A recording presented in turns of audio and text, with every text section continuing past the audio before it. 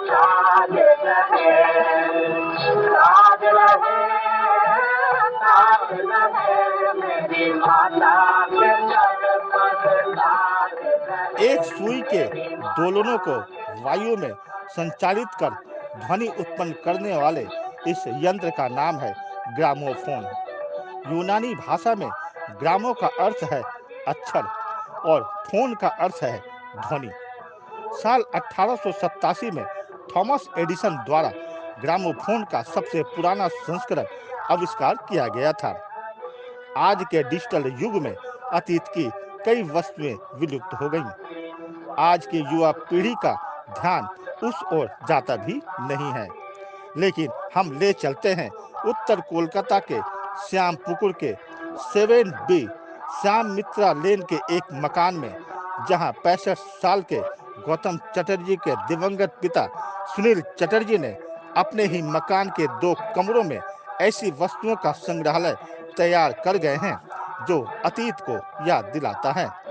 इनमें से सबसे ज्यादा आकर्षण gramophone, voice scope, cinema hall के प्रोजेक्टर मशीन, साथ में रील, कैमरे, घड़ियां, माइक्रोस्कोप और टॉर्च लाइट समेत बहुत कुछ।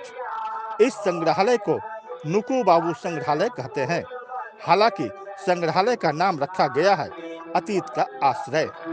इस अद्भुत संग्रहालय में पुरानी वस्तुओं को संजोए रखने के पीछे क्या है मकसद, कौन कौन सी वस्तुएं हैं यहाँ और कब की है, आइए सुनते हैं गौतम चटर्जी की जुबान से।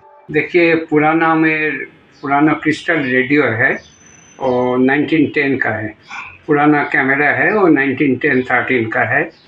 पुराना टेबल फैन है वो भी 1915 का आसपास का है।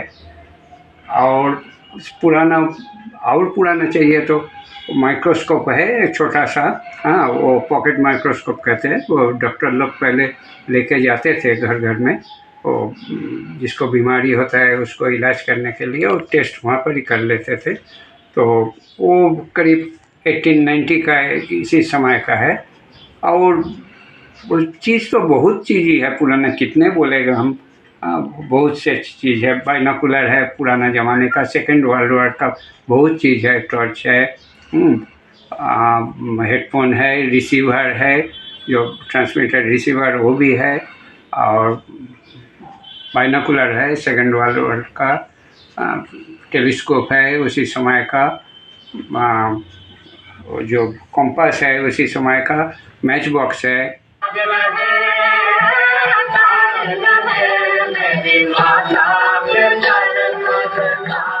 गौतम चटर्जी के संग्रहालय में अलग अलग डिजाइन के छोटे बड़े 9 ग्रामोफोन हैं।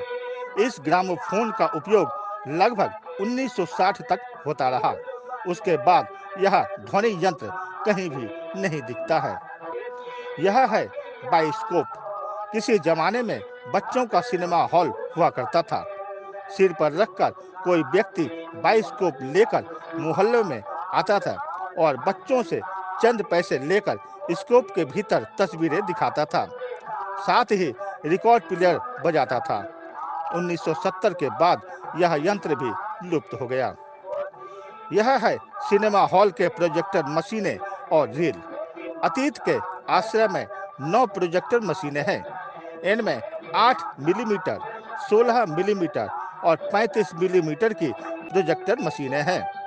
यह बता दें कि 35 मिलीमीटर की प्रोजेक्टर मशीनें सिनेमा हॉल में उपयोग होती थी, जबकि गली मोहल्लों में सफेद कपड़ों के अस्थायी स्क्रीन पर 16 मिलीमीटर की प्रोजेक्टर मशीनों का उपयोग होता था। जबकि घरों में 8 मिलीमीटर की प्रोजेक्टर मशीनें के जरिए लोग सिनेमा हॉल देखते थे।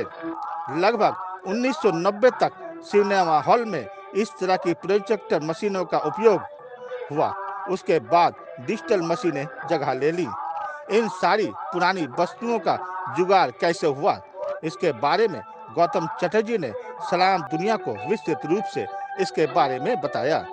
साथ ही उन्होंने यह भी कहा कि स्वामी रामकृष्ण परमहंस को जब माँ काली दिख सकती है तो मन की इच्छा शक्ति से इंसान बहुत कुछ हासिल कर सकता है। वो सब आ जाते हैं कैसे? आपका मन में एकाग्रता रहेगा, लक्ष्य ये रहेगा कि हमको वो चाहिए। मन में क्या बोलो, आकुति जिसको कहते हैं, हाँ, मन से आप चाहिएगा तो वो चीज़ आपका पास खुद ही आ जाएगा। आप देखिए ना, रामकृष्ण देव तो मन से माँ काली को भी दर्शन किया है, मन से चाहते चाहते। तो आपका एकाग्रता रहेगा तो सब चीज़ आपका पास आ जाएगा। गौतम चटर्जी के इस संग्रहालय में पुराने जमाने की दूरबीन, microscope, lamp, pen, second world war में उपयोग की गई torch light, stove, crystal radio, सौर ऊर्जा से चलने वाली घड़ियां और भी बहुत कुछ है जो गुजरे जमाने की याद दिलाने के लिए काफी है। कैमरामैन आकाश कुमार के साथ लखन भारती की रिपोर्ट। मेरी माता के सर पर ताज लगे,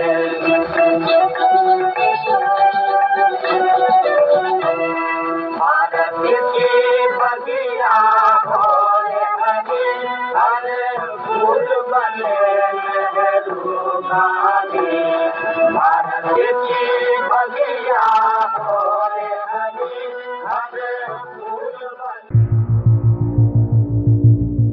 अगर आपको हमारी प्रस्तुति पसंद आई तो हमारे चैनल को सब्सक्राइब जरूर करें, लाइक और कमेंट भी करें और अपने दोस्तों के साथ लिंक साझा करें।